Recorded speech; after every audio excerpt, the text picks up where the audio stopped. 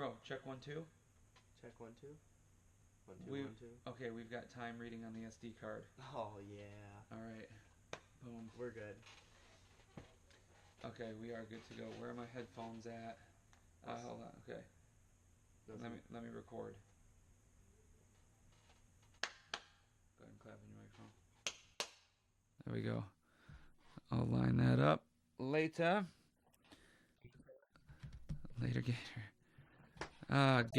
Gator stands. Gator frameworks. That's what this is right here. All right. Well, dang. We are way behind. Yeah. We are here. We both had super late nights last night. We got here super late, but we're still going to bust this out for sure. Oh, my goodness. I got stuff all over the place. Got my knife on the tabletop. I got SD cards flying all over the place. Micro SDs flying all over the place. Recording it with the GoPro, going for a little bit different look. I better keep that in front of me in case it stops recording. Oh, I can't have it there. I was getting feedback. See, good thing I'm wearing these headphones, man. I'll just put it way far away. Yeah, way far away. All right, well, boom. I don't know why I said boom. We did. We made it. It was a struggle there for, I don't know, like 10 minutes. I thought we were going to have to not do it. Yeah, I was really starting to not feel good about it. Um, we are in what is this room? The Children's Ministry Resource Room. That's where we're at right now. I chose this room to podcast in this morning simply because no one ever comes in here. But as I was setting up, a bunch of people came in here. I have no idea. Like people that we know, but they maybe they saw the light was on, so they were like, I wonder who's that. Was probably it. But even when the light's on, I feel like no one comes in here. But anyway, here we are. It's maybe the least interruptions that we'll get. Yeah, maybe not. And neither of us have coffee. Oh my goodness, man! Um, is it already made though? Like they already have it made in the things? Go ahead and go look, and I'll keep talking. I'll talk about what we're going to talk about because you already know what we're going to talk about. First of all, this right here is a New International Version student Bible called Believe. I have that sitting out on the desktop, the crate top, because Andrew graduated out of Elevate Student Ministries this past year. He's now a freshman in college. So what we're going to be talking about this morning, or in this podcast, depending on when you're listening to it, is his experience coming into a student ministry program, working through it, and graduating out of it from his perspective. I was with him that entire journey as well, so I'm going to give my perspective on creating that student ministry environment for him to enter into and traveling through that with him as his youth pastor and then seeing him graduate out of the program. This happens all the time with youth pastors and next-gen pastors. I don't hear a lot of people talking about it, though, but depending on the different level of relationships that you have with different students as a youth pastor, there might be kids you only know their names, and there might be other students where you get to know them fairly well. You get to know their parents. You show up to a sports game here and there, and the relationship is different.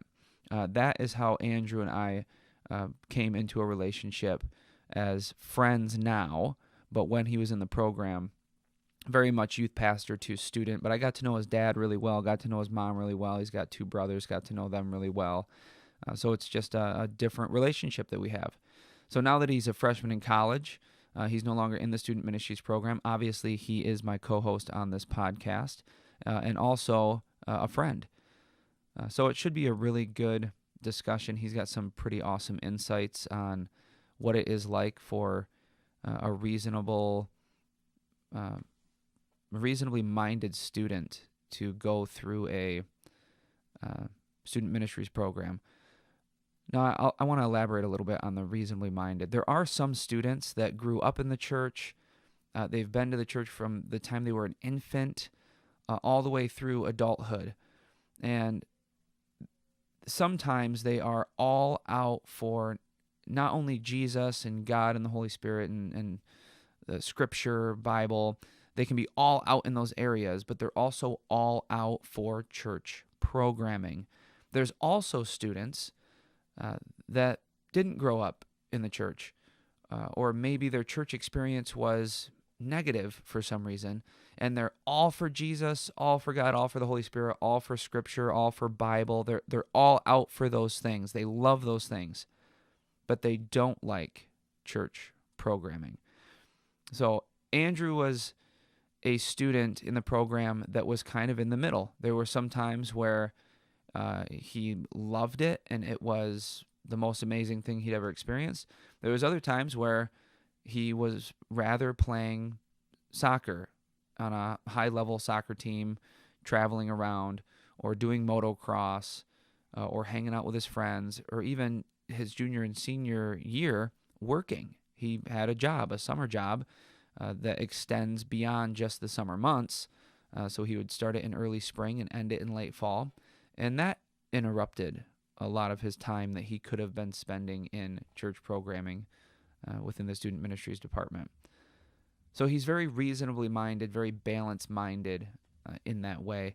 So I really appreciate his feedback that he's given me, and also his perspective on it, because he is kind of the old school orange. He's kind of he's in here, so I gotta say you. I was just telling him how you're a very reasonably minded, balanced minded student. You love student ministries, but sometimes things would take you away from it, like work, and priorities shifted around.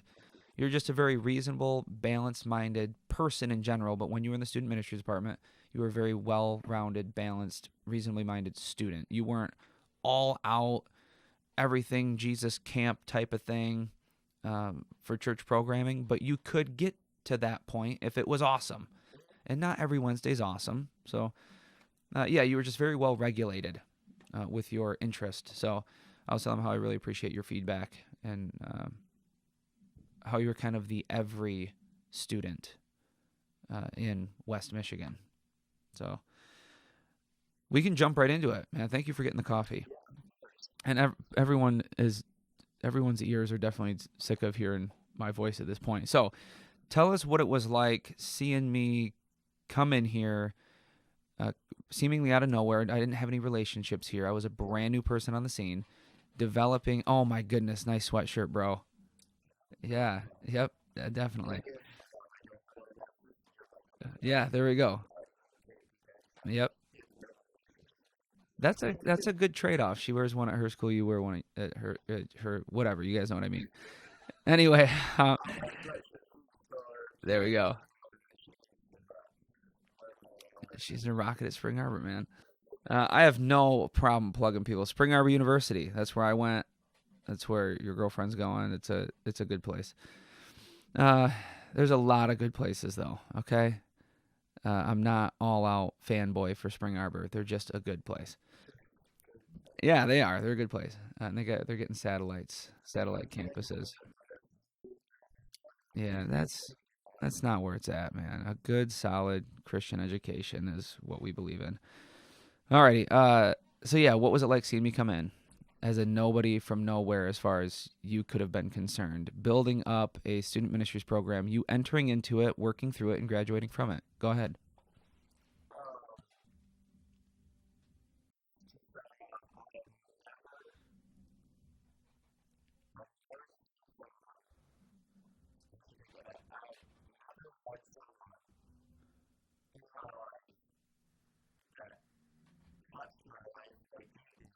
Whoa. Whoa. All right, I accept that. You've never said those words to me, so thank you.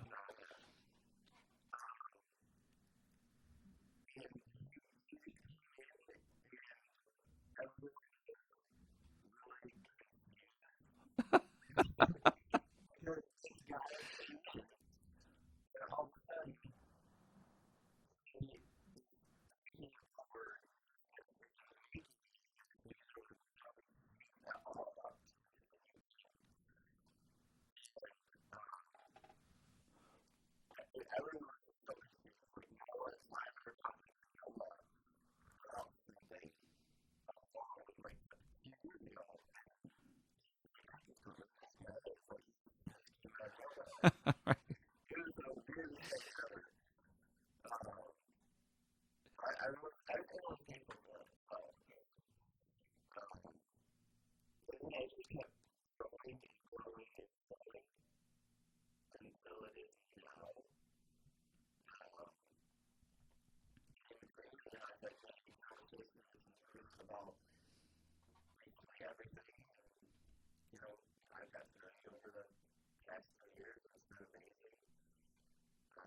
Yeah, so you don't have to talk about any details necessarily, but that was a pretty good. What was it like me coming in?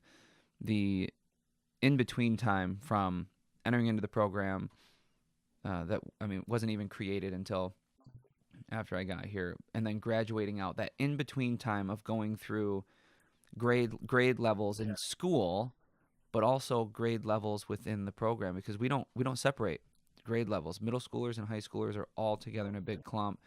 We're going to build into separating middle schoolers away from high schoolers in the future, but you never experienced that here in student ministries. So, what was it like being an older, more mature student in the same room with sixth graders and seventh graders?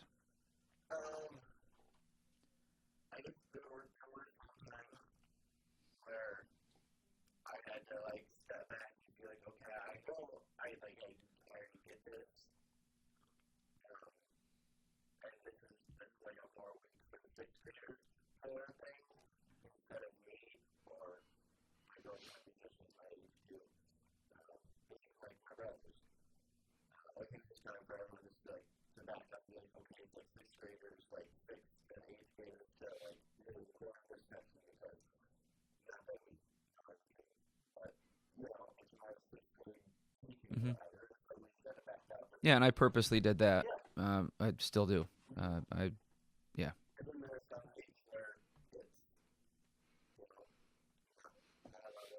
yeah, mature, heavy, difficult.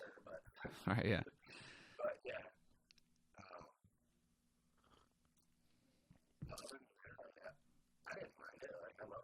Right on. Yeah, and we do talk about, and you know this, we still write messages and build programming for sixth through eighth grade so that they feel welcome and included, and we're a very inclusive group. But then so the opening of the regular school year, Revelation 7:9, that was a more mature message, very, very heavy. It was all about race relations in schools. No, because you graduated out and you weren't back yet helping with sixth graders. But yeah, I gave a sermon about Revelation 7:9 and how heaven is going to look very much different than what the earth currently looks because we're extremely divided.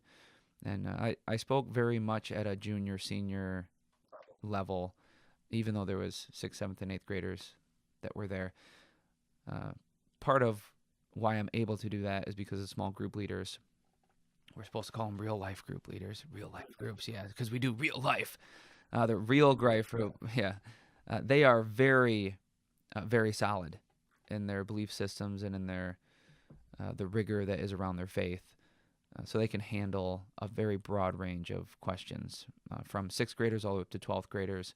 Because 12th graders are starting to ask some very, very mature questions and processing their emotions at a very high level of comprehension. Like that particular message, there were two different students that were one male student, one female student. They were very, very impacted by the message because they felt maybe there were some remnants of racism in them. And they were verifying it with jokes that they laughed at, and that they weren't the teller of jokes, but they would laugh at some jokes, racially motivated jokes, which happens all the time in every culture and every language, every nation. It just happens, but it doesn't mean that it's right. And these students, one was a sixth grader, one was a junior in high school. They were both impacted similarly, but that didn't come out when I was giving the message. It came out in the real life groups. Yeah, afterwards, which was awesome. And Amanda has connected with the female student, and I've connected with the male student. Yeah, and it worked out really, really well. Um, But I've never thought that you guys perceive the teachings as, okay, uh, Jake wrote this for the 6th through 8th graders. We're going to kind of hold back a little bit. Yeah, and you're probably very accurate on your guesses. I try to do it so it's not noticeable, but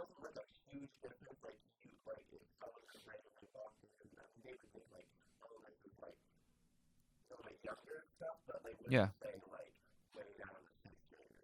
Okay, gotcha. Well, that's cool. That's good feedback because there are. Well, you've heard me say a whole bunch of times. There's 66 books in the Bible, and uh, Genesis is the first book, Revelations is the last book, and Philippians is the 50th book. And I'll say all these things that I just think is general Bible knowledge that every person who says that they're a follower of Jesus Christ should know. But in a curriculum, we don't have a curriculum for student ministries that we follow, a third party one anyway. I do real sermon development just like the pastors do on Sunday morning. But when I'm doing that, I'm trying to think of how to grow a 6th grader to the level of a 12th grader as quickly as possible. Yeah, as quickly as possible. So when you said, I have touched your life faster than any other person, thank you. Like I think that God has gifted me in that way. But also that comes out in all of my teaching. I want students to learn as much as they possibly can, as quickly as they can. Something super cool would be like if a freshman came in and or a 6th grader came in, and by the time they were in 8th grade, they're ministering to 12th graders. And like you're a freshman in college, it'd be awesome if you had opportunities to minister to adults. Which, yeah, seniors in college, yeah. Yeah, so just having that whole structure just totally different. The way that I study Jesus and his disciples is from an anthropological and archaeological viewpoint. And a lot of scientists who study old-time stuff, like the Bible, agree on the disciples' age being that of teenagers, which is very, very intriguing to me because in Scripture they are shown as the spiritual leaders, even more so than the Pharisees, who were the religious leaders of that day. They were bold, knowledgeable. Oh man, but like if when we think about that today, that would be like, yeah, that'd be a professor at Cornerstone in the, yeah, like in the spiritual development department. And David like casting out demons from the professor. It's crazy with Scripture. Yeah, that's right. Read the Bible. But it's just totally outside of what our imaginations create as appropriate behavior. But man, Jesus was leading a group of teenagers doing this. So that just blows my mind. So when I think about that, I'm like, wow, there's really high expectations on the jobs and lives of youth pastors to get students ready to lead the kingdom by the time they graduate high school. That's a crazy amount of pressure, but it's amazing, awesome, very nice, loving pressure, but it's still there. So go ahead. Talk about how good of a success you are because of it.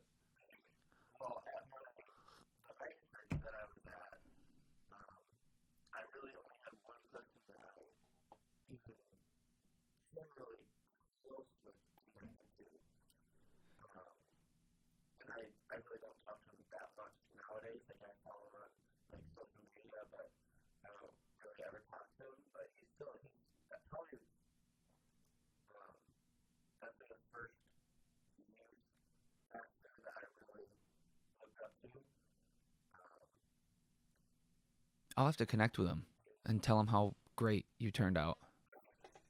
Yeah, I don't know if he's thinking about it, but I think about students that I've interacted with. I wonder how they're doing.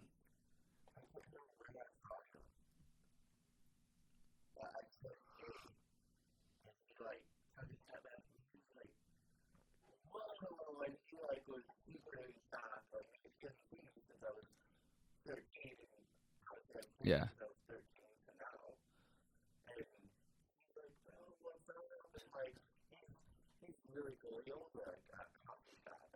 What? Dang, bro, we're gonna have to go podcast at his coffee shop. I love coffee. You love coffee.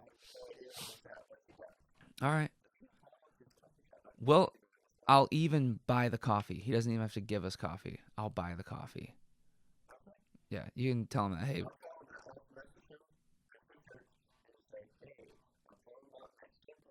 what's his name? What? Whoa, bro, Peter, your last name is crazier than mine, uh, which is tough to do, but you did it. Peter, when you see this, let's have high hopes. Peter, when you see this, come on, bro, jump on this. I got another mic. I can set up a third mic.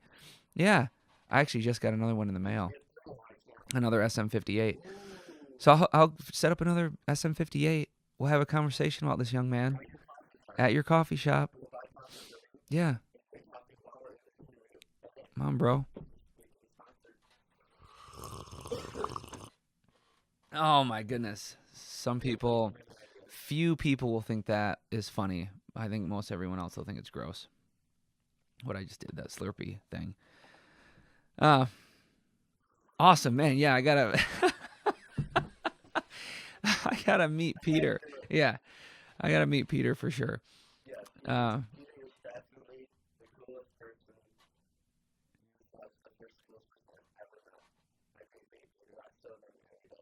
that is awesome, and that's um, a valid discussion that I think needs to happen as well, even from a professional standpoint. Because being a professional youth pastor, some students come and then go. Some students you meet somewhere and they're like, "Oh, I'm gonna come check out your church," and they never come. Yeah, you go to youth conferences and there's students there, and you connect with other churches and other youth pastors. And I've even had opportunities to speak in front of other youth groups. That's what they call them. I mean, we have a youth church here, but they call them youth groups, right? But I've had an opportunity to speak in front of other groups, and it's been good. And some of the students I've connected with really quickly and really well. And I've never had a student be like, "I'm leaving this and coming to wherever you are." I've never had that. But I've had students from other places follow me on social media and ask me questions and stuff like that. And I've always thought, I wish I could talk to their youth pastor. And I could have. I mean, I could have looked him up and said, "Hey, I've got a student that I think goes to your student ministries experience. Ask me questions. Here you go. Um, like, you answer them." Right? But I don't think that a lot of youth pastors do that. The denomination that we're a part of, they try to do get-togethers of different youth pastors in the denomination, which I think is cool. But man, it's like twice a year, and we're not talking about student interaction. We're talking about organizational leadership, which is great and super valuable, and I love it. I actually struggle a little bit in the organizational side of organizational leadership, so those meetings are always super valuable for me. I learn so much from other youth pastors, but we never talk about our individual relational processes of developing students, and I don't know why we talk about a programming side of developing students, which is also good and valuable, and we have a way to program development of students here. But the relational aspect is critical to the development of students. Like you said, like, "Hey, Pete, I still remember you every day." That's a big deal.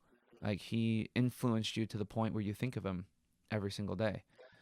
So what that tells me is, Pete, man, good job. Yeah,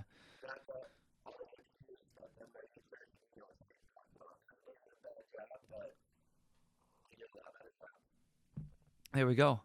Dang. Pete, we definitely got to meet. I need to ask you some questions on how I can do some stuff better, man.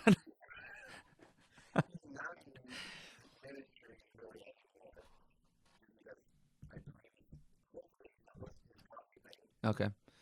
Was he a youth pastor? Was he a real life group leader? Okay. So there was a youth pastor, and then he was just a small group leader. Is that what you're trying to say? Small group leaders are important, man. Okay? They're not just small group leaders. They are the small group leaders of the world. I know what you mean. Everyone knows what you mean.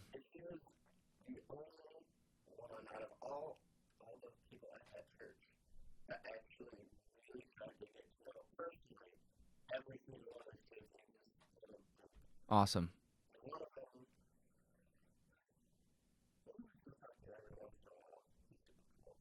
Another student that was in your small group. Whoa. That's amazing. You know what you should do real quick on your phone while I'm saying what I'm about to say is you should look up how many people are born every day. Oh my goodness, forget it. Can't. All right, burn some data on this ridiculous question. How many people are born every day? So, like, how many other people have your little brother's birthday? I bet it's got to be 100,000 people. It's got to be something crazy. It's not. I mean, there's 7 billion people in the world. 100,000 out of 7 billion. Isn't that crazy? It's very realistic. So anyway, what I was going to say is, do you think that your experience with Peter being a really good group leader was happening in other groups? What's the answer? 350,000 babies are born every day around the world. Do not look up how many people are dying every day. I don't want to know if the world is growing or not. Leave that one a secret for another time. 350,000 babies born every day. Oh my goodness, I just want to hold and rock each one of them. Babies are so important, man. They're going to grow up to be either really good people or jerks. And I want them all to grow up as really good people. All right, so what was my question? I asked you, bro. Oh, yeah. So you had a really good experience in your small group. Do you think every other group was having a really good experience like you were having? Like, is there a young lady out there? Okay, yeah. Don't tell me the stats. Don't tell me the stats. I'll think about it all night. It'll keep me awake at night. Like, is there a young lady out there walking around thinking, wow, Amber?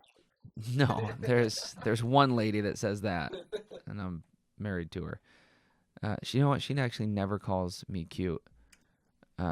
She says that I'm more handsome than average. I say, average to what? To Jesus. Oh, okay. Thanks, honey. Thank you. Yeah. Have you seen the pictures of real Jesus? All right. I digress. That I don't know if that's going to be funny, actually. Jesus, is he also, I mean, the most, he's God. Is he also the most handsome person ever? Yeah, he's perfect. So, yeah, there we go. So, compared to Jesus, I'm average. I'm okay with that. All right, no more talking about our handsomeness or lack thereof. Is there a young lady out there, your age, thinking, oh, when I was at that mega church, my group leader, Amber, did such an amazing job. I think about her every day. Do you think all the small groups were like that, or just yours?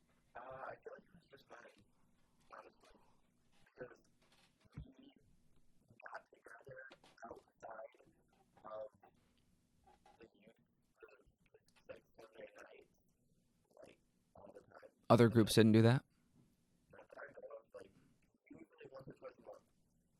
Oh, okay. Outside of Sunday. Right. So you're talking 4. You would go to this student ministries experience, which had a small group element to it, 4 times a month. Sometimes 5 times a month, depending on the month, and a couple more times. So you were going maybe 7 times a month.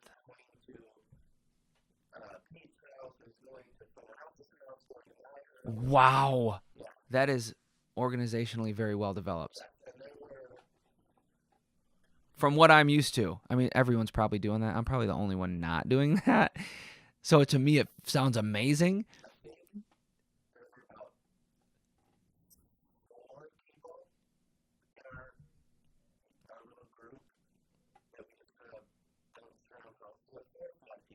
Okay.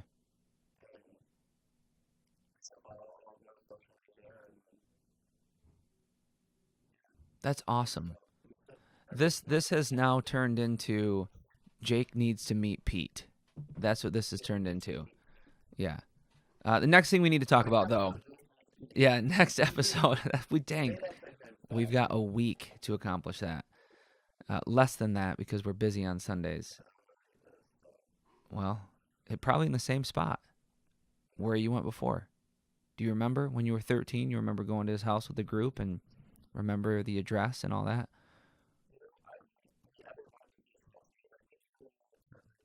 Oh yeah, that's tough to do.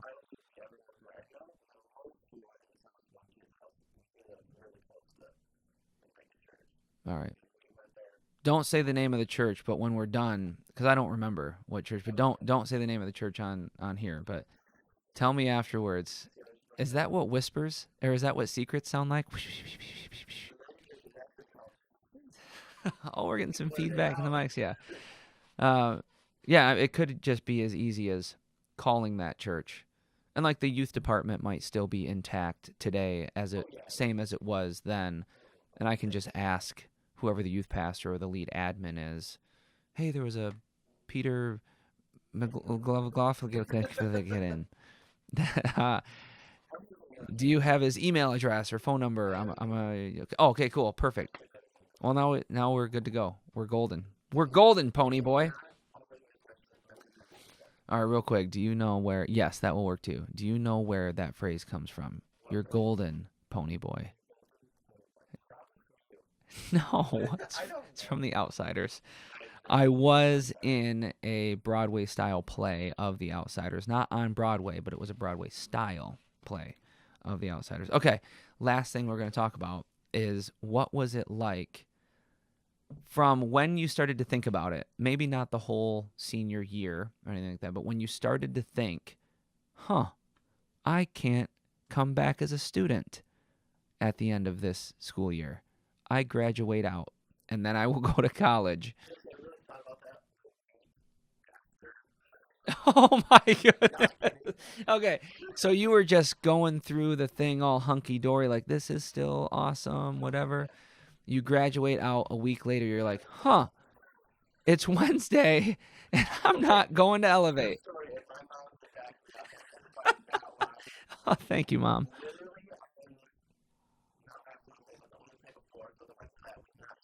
Yeah.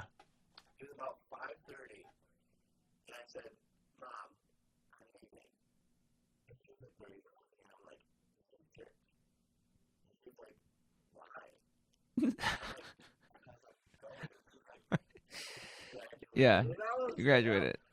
No, don't say it. Yeah.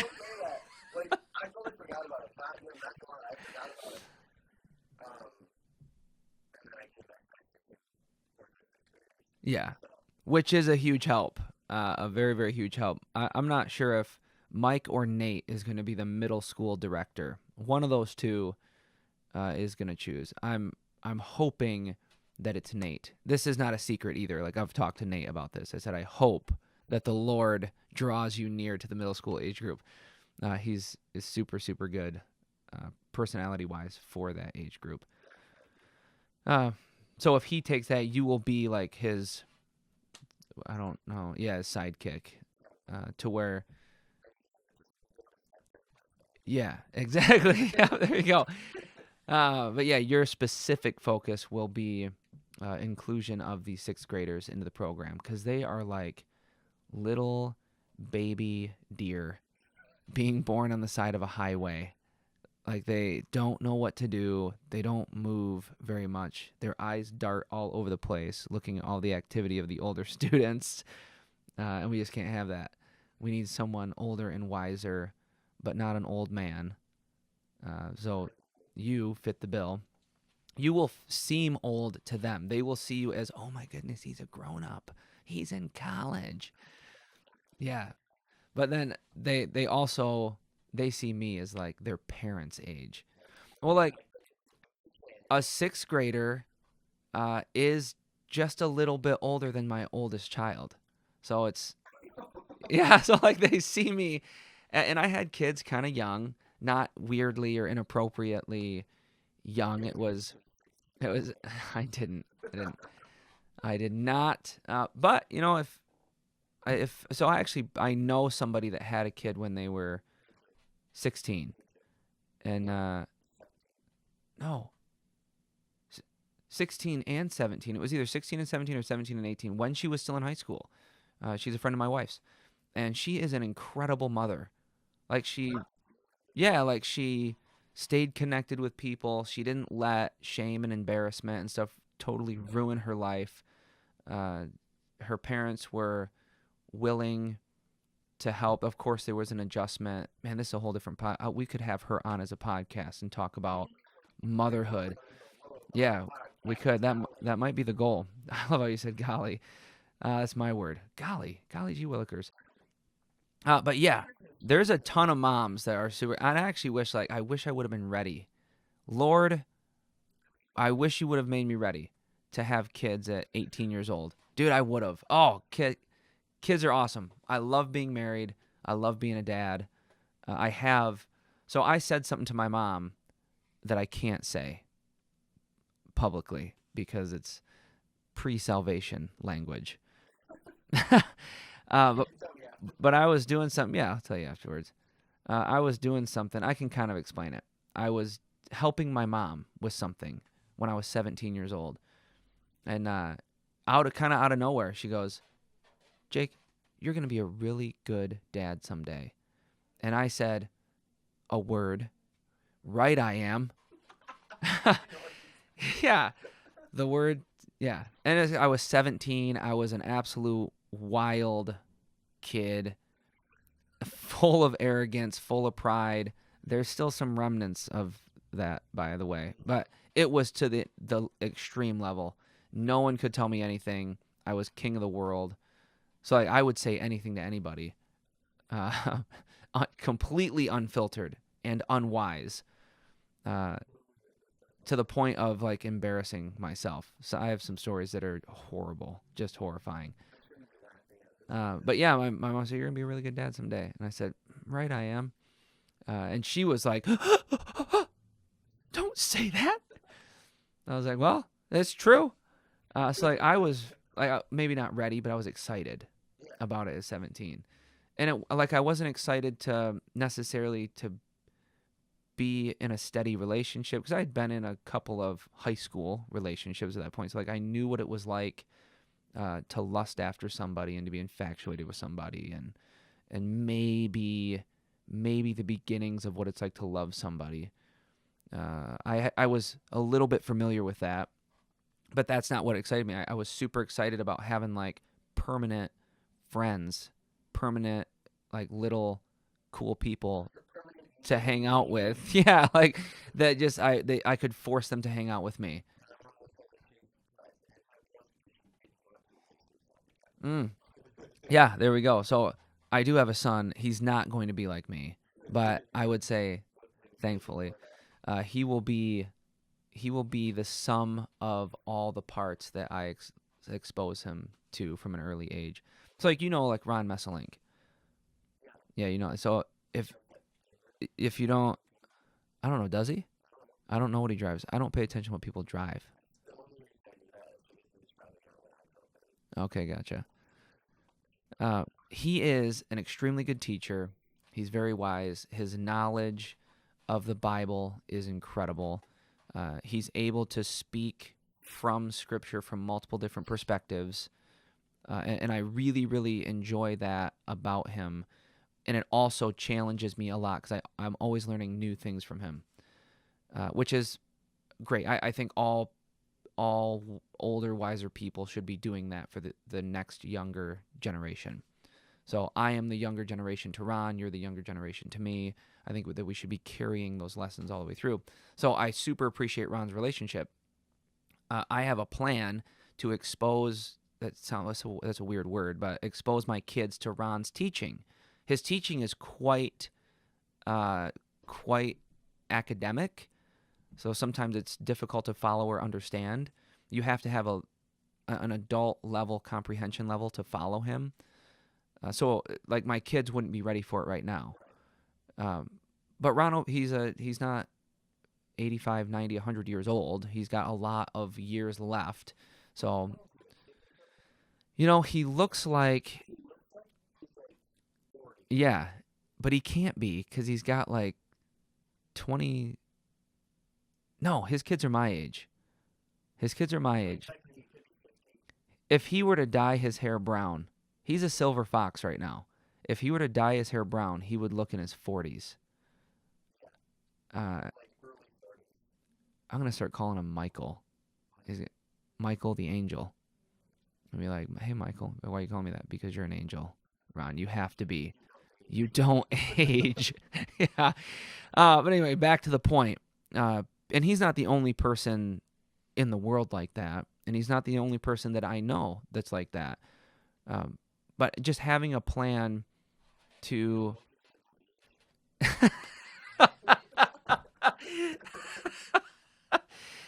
No, more people that are very smart, very wise, and all that kind of stuff. Yeah. But just knowing that I have these thoughts of like, I'm going to have my daughter talk to Ron when she's 16 years old. Yeah. And it will be good. Oh, it'll be so good. She'll learn so much. And maybe I will even be the one to teach her the things that Ron has taught me. But man, you just know that you're around some people that just say things in a certain way with a certain amount of power and authority, and it changes you. That's what Ron does for me, so I'm assuming like that's what Ron could do for other people. Yeah, almost anybody. I don't even know how we got on this. Maybe it's like an offshoot of Peter, because Peter did that for you. Hopefully I did that, and I'm doing that for you. That's like the goal. I don't know. I don't know if that's Ron's specific goal, but if it's not, it could be, because he's knocking it out of the park every time that he talks to people in groups. All right, I don't know if we got to this last part. What was? Oh, yeah, we kind of did. You were like, I didn't think of it until a week afterwards. Yeah, and you were like, your mom was like, no, you're not. Like, you can't go back. You graduated out. So if that's a kind of a bummer. But you got to do your schoolwork. You are a freshman in college. If you had said, hey, can I come back as a leader, which you did, and I said, no, what would have happened at that point? It's like, hey, look, man, our relationship is over. Okay, I'm your youth pastor. You're not a youth anymore. You're in college. Find a college pastor, bro.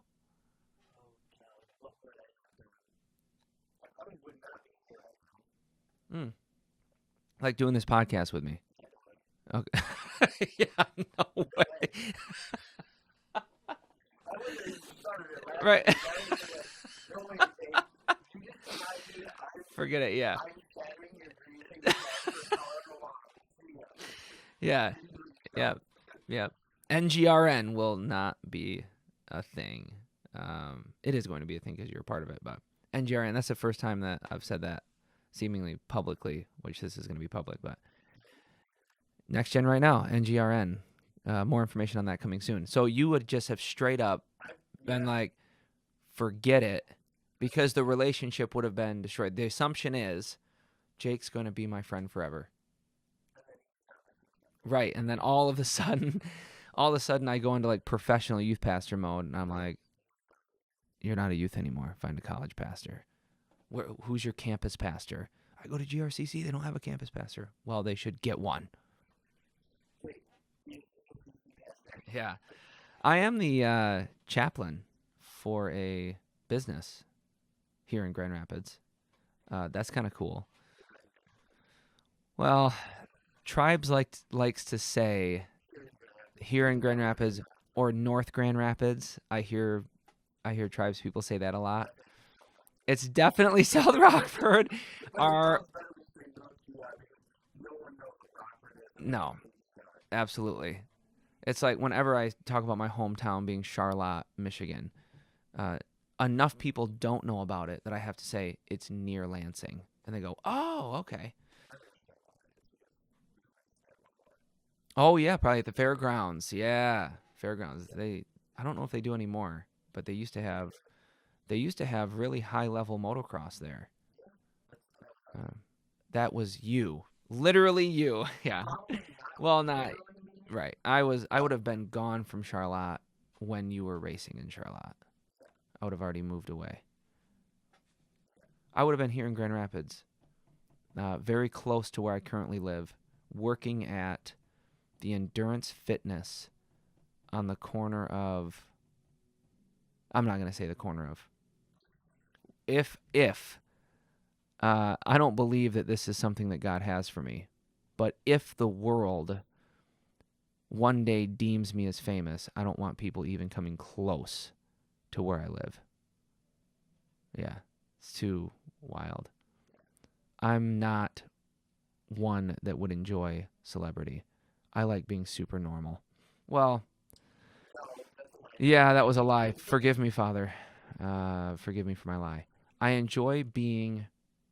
Uh, yes, there we go. Perfect. I enjoy being normally known. I enjoy holding normal, everyday relationships like the majority of the world has the opportunity to do. Um, so, yeah. You can come to Tribes Church. We podcast every Sunday morning from Tribes Church. Uh, don't, yeah, if we both wake up on time. So I'm fresh off the men's retreat, man. Let me finish what I was saying. Everyone is always welcome to come to Tribes Church to hear the gospel of Jesus Christ. Anyone. As long as, like, you're nice and stuff. Don't come with picket signs and, don't don't spread hate and negativity. But anyone can come to Tribes Church to hear the gospel of Jesus Christ. We're very inclusive in that way. Yeah. Well, not too low. 6th grade, 6th through 12th grade. Wednesdays, 6:30. Subject to change. I'm not saying that it is. There's no plans for it to change. But, yeah. Sunday, man, we've changed service times on Sundays 3 times in the last 4 years. So, like, subject to change, man. Just call us. How about that? Jump on the internet, search Tribe Church, give us a call.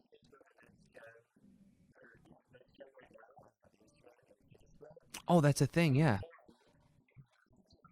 Oh, yes, bro. Yeah, thank you for doing that. I am not. That's a shocker for a lot of people because I was super active on social media for a while. And then all at once, dude, that's what it was. I was like, this is not my deal, man.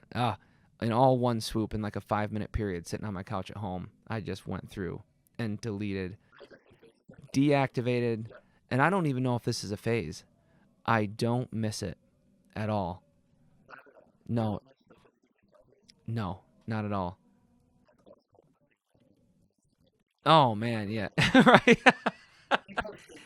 Well, and the thing is, that was like it. I wasn't celebrity status or anything, but I could go almost anywhere. I could go anywhere in West Michigan, and people would recognize me. The farthest I got was Atlanta, Georgia, and I walked into a coffee shop, unknown to me. I just on a whim was like, I'm looking for a coffee shop. I typed into Google. It was like the closest one. I went to it. The girl behind the counter looks at me, leans in and goes, "Are you that secret selfie guy?" And I give her like this crazy look and I said, "Yes. How do you know me?" Well, like a friend yeah, well, it was this crazy thing where I saw you on Facebook. Oh my goodness, that's so funny. And that's what she said to me. And I was like, yeah, I guess it is. So like it was starting to be, and I don't think it was going to be a last forever thing. I think it was a fad. I think I created a fad that was fun and interesting, and people grabbed onto it. What up? You can come in. You can come in and say hello. Dude, come on in. Come on. All right. So we do have a GoPro running. So once you can come stand right over here, and you'll be fully in frame.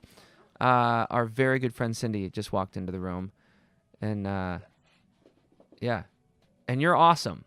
We were just talking about people, yeah, that have like touched our lives, and not only professionally, but reasonably relationally. Oh, yeah. And you're one of those people for me. It's like our professional relationship here has been very short. Like I was on staff longer than you, but your time on staff so far has been not really long enough. It's been a year last week. A year last week. There we go. But our friendship feels longer than a year. We need a third mic, just like on standby. No? I've listened to plenty of podcasts where people walk in, so Oh, there we go. So, was this a cool thing? This is our second podcast. We're brand new to it. Yeah. Was that a cool thing for you to walk in?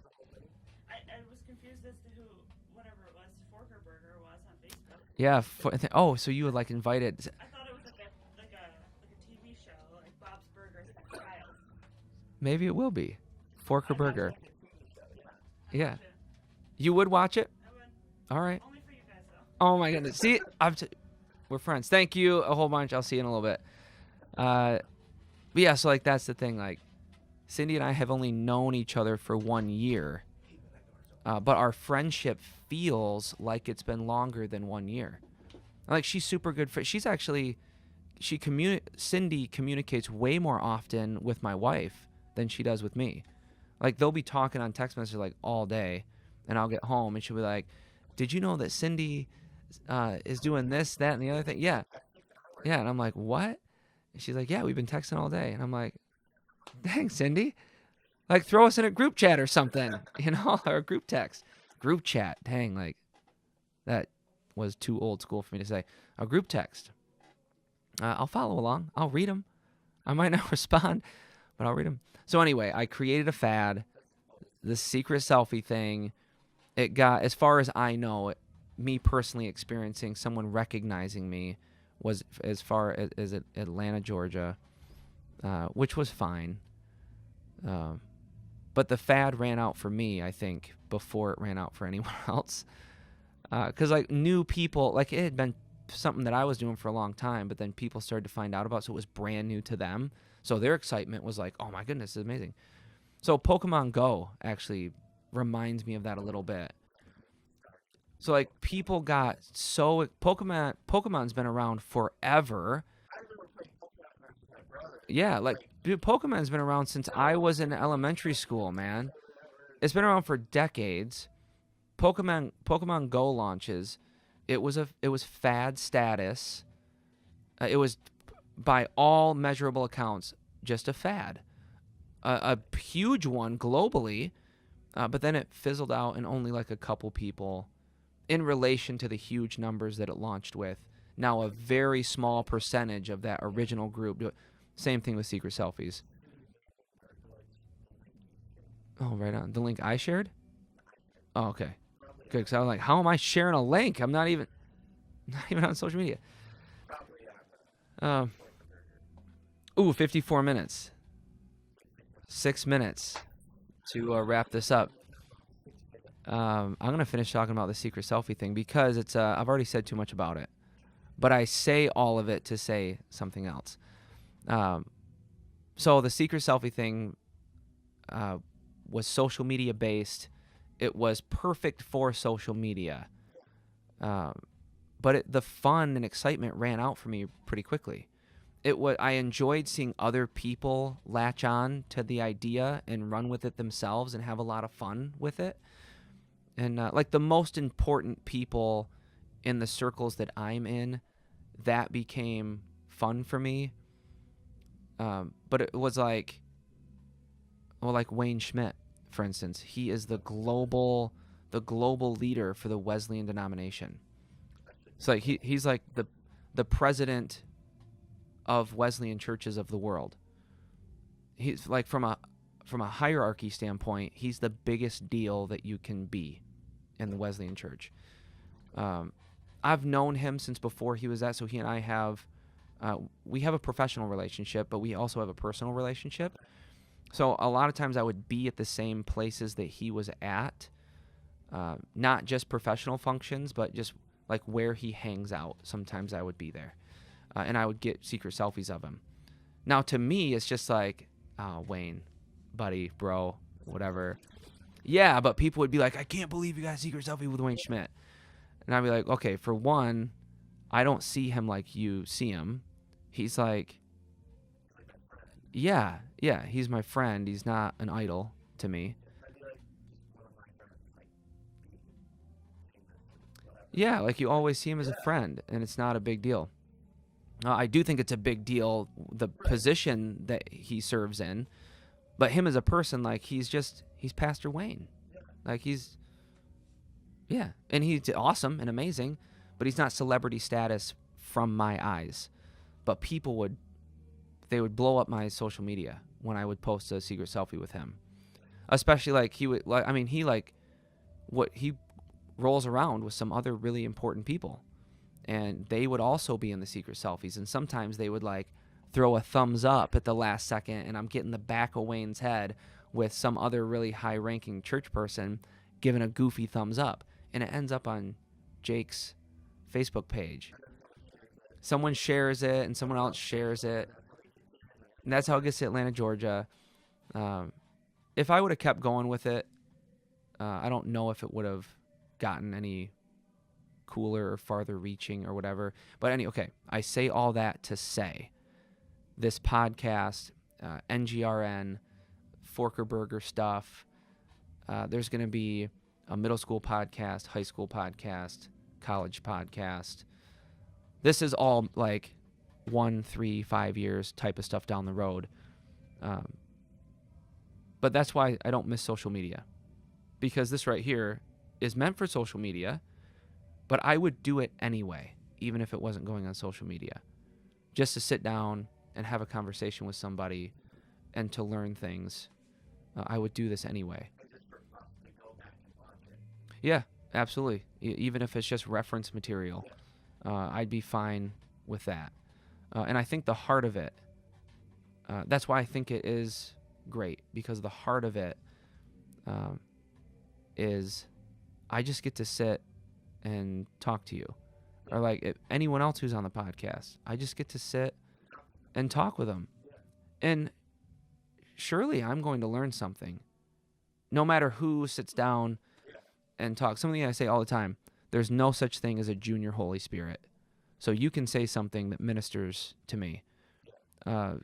Little kids can say things that minister to adults. We less pay attention to those. I don't know why, but we just don't pay attention to that as often as I think we should. So I get to sit around and talk to people of all ages and experiences and backgrounds and cultures. Yeah, I'll do that anyway. Whether I'm saying it into a microphone or not, I'll just do that anyway. So that's why I'm so excited about this. Oh my goodness, we have exactly 60 seconds before the 1 hour mark. Mm-hmm. All right, well, I don't know what we had zero plan for this particular one other than talk about your... Oh, I was going to talk about mine. We totally didn't do that.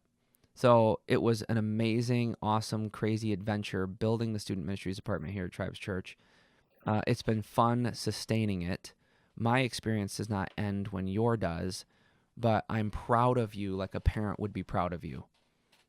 But I don't just experience that with you. I experience that differently with every student that graduates out. Like Shalini. I don't have nearly the same relationship with Shalini that I do with you, but she graduated out. She went to Springer University. I'm proud of her. But for different reasons than why I'm proud of you. I'm super proud of Terrell. He's not even graduated yet, but he's doing his passion already he's doing his passion, and he hasn't even graduated yet. I'm proud of him. I don't know, but he's already like nearly a professional pilot.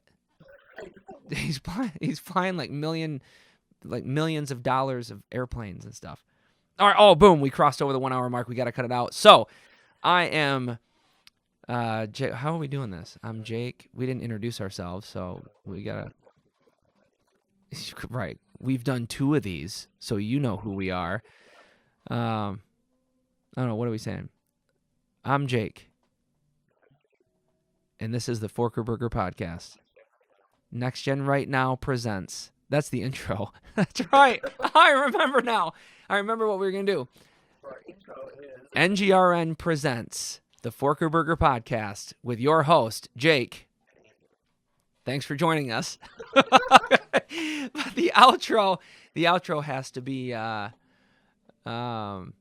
thank you for listening to what is it? Next Gen Right Now. NGRN. Thank you for listening to NGRN Presents the ForkerBurger Podcast with your host, Jake. We will see you next week. Is that good? Sure. Yeah. I thought about it for a long time.